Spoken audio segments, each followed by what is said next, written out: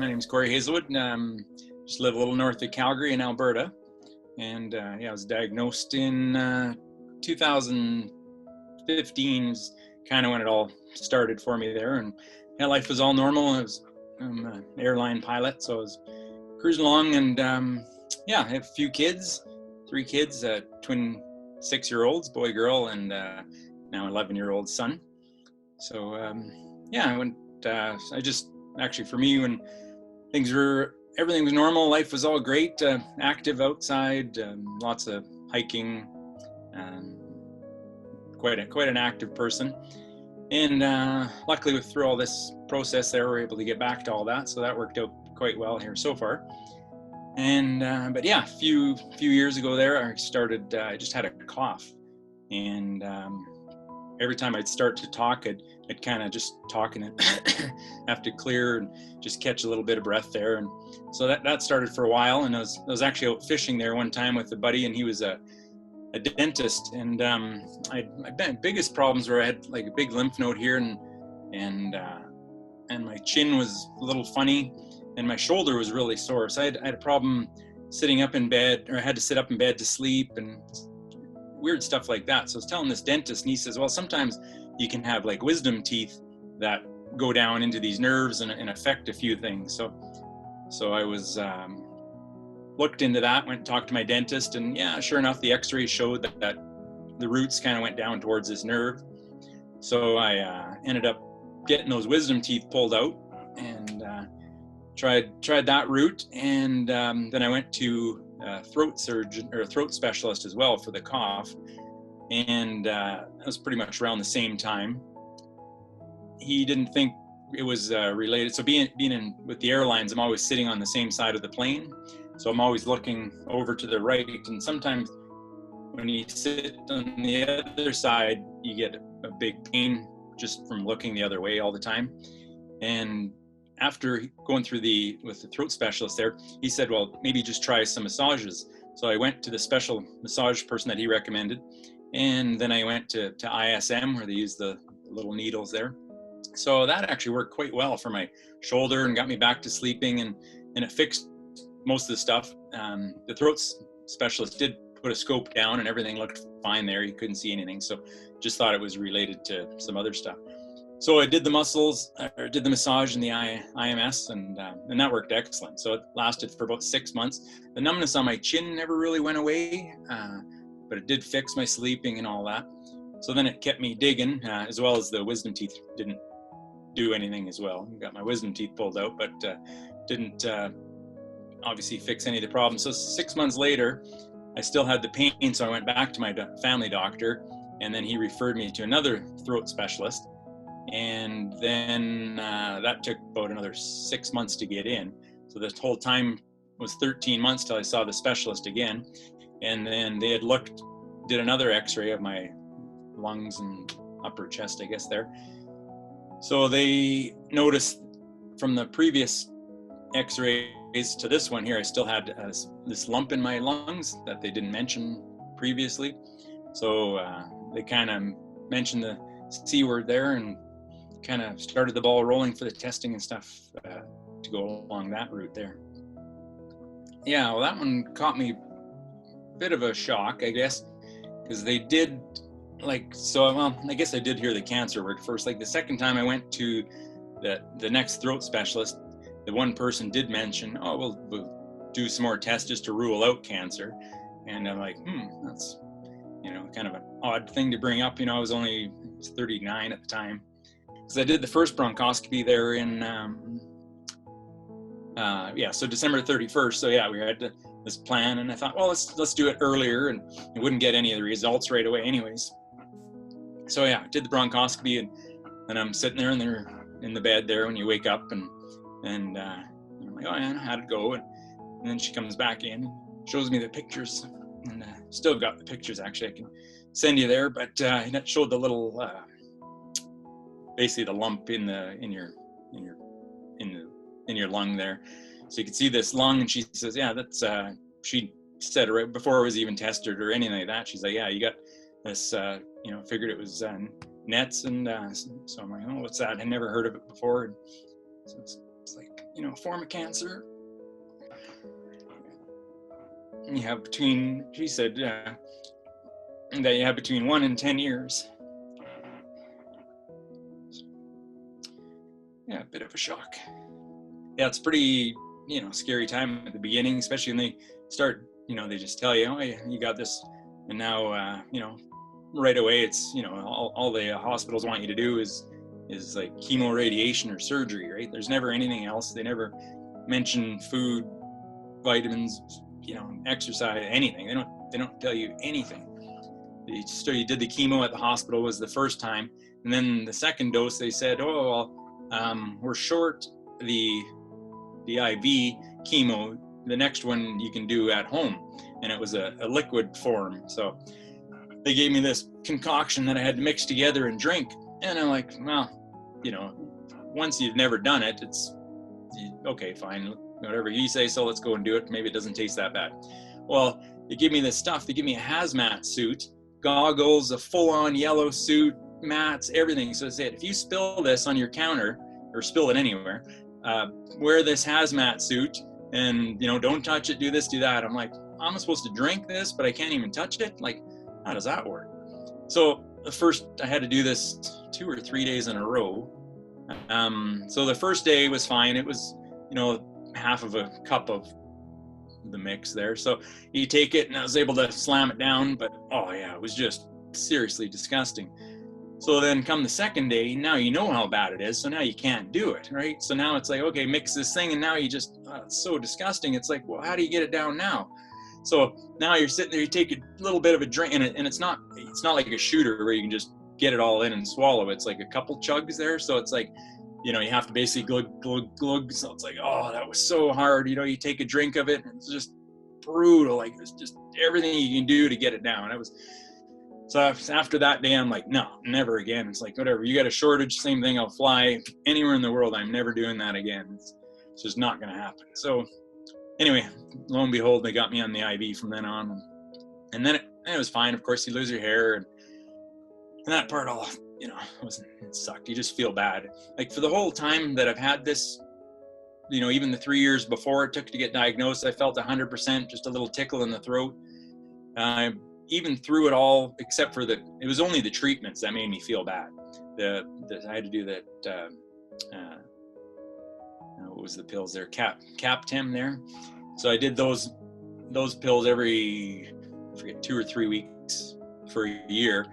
And then those just made you feel brutal too, especially the last 5 days of the 2-week cycle. It was just horrible. So the whole time you're on those pills, you'd have about a week, a month where you felt all right. And the other 3 weeks, it was brutal. So, and then with chemo, it was bad. Immunotherapy, though, was just awesome. Like I've never felt the thing. I've had a couple little rashes, but yeah, so that would have been nice to, find them a little bit sooner and get on a little bit better treatment. Now, some people react to them, and other things too. But for my experience, it's been awesome.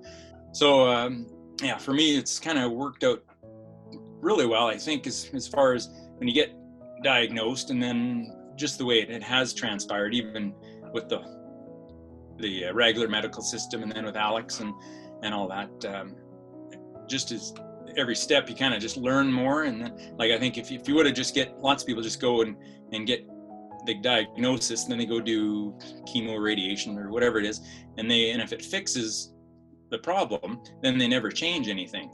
So they never look into it more and learn all this stuff, and then later it comes back and it's usually worse, and then other stuff happens from there. But if you change things, then chances are you might last a lot longer, or maybe it won't come back, and if it does come back, it'll be a little less and that kind of stuff. So then my wife come across through one of these groups about Alex there, so I contacted him, and right away I thought he was just a bundle of knowledge there, and the stuff that I had known about cancer already and the treatments and everything, he said basically I didn't contradict anything like that.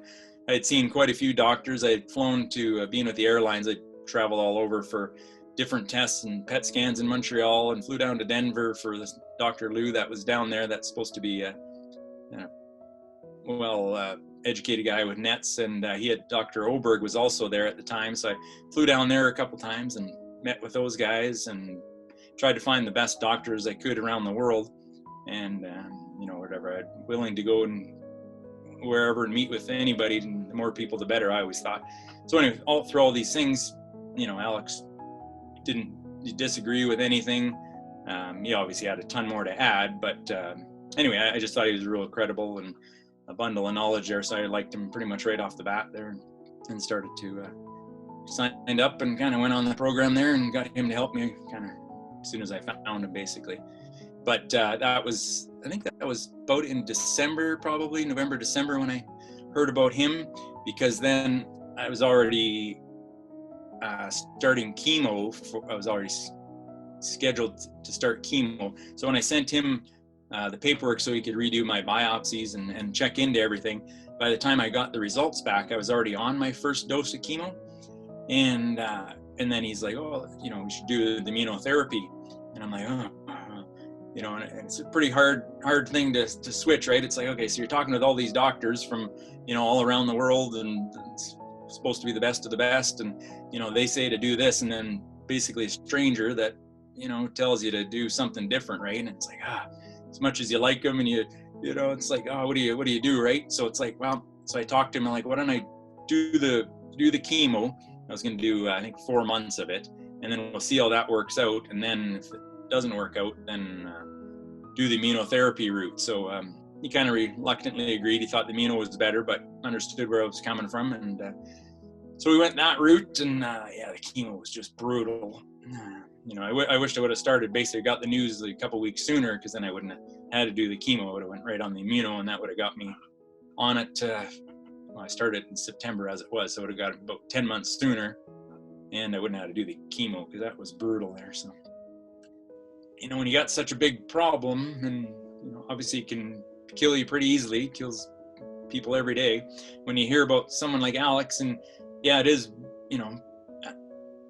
depending on the person, quite expensive for sure. But if I look at it, it's like, well, for me, if I, sort of die with money in the bank, well, I'd rather live and, try and make it up later, sort of thing, right? And with him, he says, well, he looks around at treatments around the world that fix, your problem with your genes and that kind of stuff. So that's something nobody else does, is look into the genes and the root of the problem. They just say, oh, you got this, and this is the, the Band-Aid for it. Where he will find the treatments around the world that are scientifically proven, and then, you might need to spend a bit out of pocket. But I like the way he worded it. It's like, well, after you're on it for a bit and we can show that it works, well, then usually we can get you covered for that. So I'm like, well, that's extremely helpful, right? He helps you with the paperwork, or, gives it to the doctor. And honestly, I've never even met Alex. So everything's been done over the phone. I just email it or text him, when, we text a lot at certain times, then we don't talk for months, and he's always there when you need him. But so basically I just signed some papers and sent off the check. And after that, he just went to work and talks to my doctors, talks to all the doctors. He's talked to the one in Denver, and, super helpful for sure. So, he was able to talk to my doctor, and immuno wasn't even on the table for me. Like, that wasn't even ever going to be an option. So if I didn't find Alex, I would have been on this, 20% chance success of whatever the next drug was, Afinitor and, those kind of ones that, they help certain people, and, maybe they would have worked, but you're just trying these little things. And if they don't work, well, you're just getting worse and worse and worse. And then the chances of the next ones each time working are getting less and less and less chances. Your tumors get bigger. They're, it's not going to be all that helpful. So, so I thought it was, for me, an absolute no-brainer to pay Alex's company there and get him working on this stuff. And then now when he went to the when I got to the immunotherapy stage, it ended up being covered for me. But the next one, so he already had another plan, and he said, okay, do this one first. If it works good, we'll have to go on to this, or if it doesn't work good, we'll add this other one. And then that would be another $10,000, but we'll cross that bridge when we come to it. And if I have to pay for it once or twice, then he has the liquid biopsy test. So it's, in theory, it shows you if it's working a lot sooner, so you don't have to take this stuff for 3 months, if it's harmful to you, well, then you get those side effects. If it helps, well, you don't know for 3 months, and then you have to try and apply for it after that. So you can get the coverage way quicker. And so I think it's money well spent. If you don't spend the money, you basically have the one person on your team and do whatever the doctor says, right? And depending on the cancers, maybe that is an okay option, but for a lot of people, I think the route with Alex is a sort of a must, I guess. I think CTOAM, like I said, without the I don't think the things would be near as good without that phone call. Just him, I don't know, it's just even nice having someone who's optimistic on the other end, right? Whether he's right or wrong, it helps, because of course you want him to be right, but when someone's, it's all doom and gloom, right? Like that lady at the beginning, 1 to 10 years, it's like, why not just say 10 years or whatever? Like, why even bother with the one, right? Like stuff like that, it just doesn't help. So I think mindset's a massive thing. So if you have helpful people in your corner, then that's a big bonus. So just that alone is good, but of course, without him, I wouldn't have the immunotherapy, and then I'd be on these, less successful stuff there. So I think it's like I said, everybody that I talk to, I always mention it, and kind of makes me choke that they don't make the phone call. For me, I'm totally confident that's got me to this spot and doing so good. Or feeling so good now anyway. So I'm just reading some stuff there yesterday on these groups, and how many people live so long with this kind of stuff, right? Even if it's peppered throughout the body, it lasted 10, 20, 30 years, even more. It's like, wow, that's gives you some confidence for sure. And I don't know, see, should be a long road ahead, and it's good. But I don't think if I didn't do any of that stuff, like if I followed her route and sit and wait, and if you didn't find listen to or find Alex and then do the immunotherapy, like that wasn't even in the toolbox, and I would have went on to these other stuff. And whatever, I just thinking. And there was this another guy in the US that my wife talks to, and or to his wife anyways, and he was just like me, almost identical, same age, almost exact same stuff, just a tiny bit different. He was able to do PRT, what is that called? PRT, geez, I forget the name of it there, but he was able to do something else that I didn't qualify for, and anyway, long story short, he's in the hospice now, and that was really quite scary, because ours are identical pretty much. So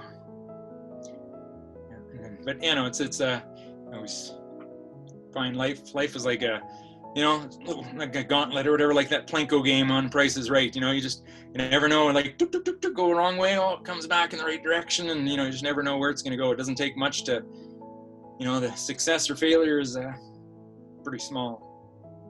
So if you can find do all the right things, and keep it going in the right direction for as long as you can, and maybe it'll be the one that goes to 30, 40 years. But if you don't, then I think you get the Plinko thing, and you definitely can easily go the wrong way in a hurry. So just try and do your best, and I think that with Alex is just more reason to make the phone call, basically.